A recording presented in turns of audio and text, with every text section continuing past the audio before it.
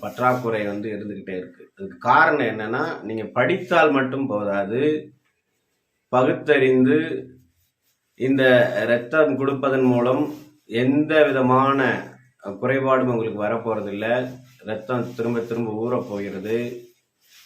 பெண்கள் ஒவ்வொரு மாதமும் இரத்த தானத்துக்கு இணையான இரத்தங்களை வெளியேற்றிக்கொண்டே இருக்கிறாங்க.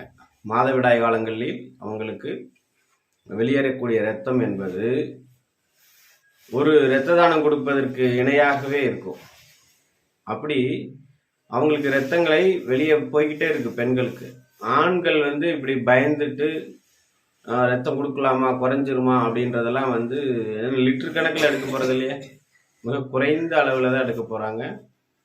அது ஒரு ரொம்ப சாதாரண ஒரு குளுக்கோஸ் ஏற்றுற மாதிரி அந்த அளவுக்கு தான் அதோட செயல்பாடு இருக்க போகுது. அதனால நீங்க தயக்கம் இல்லாமல்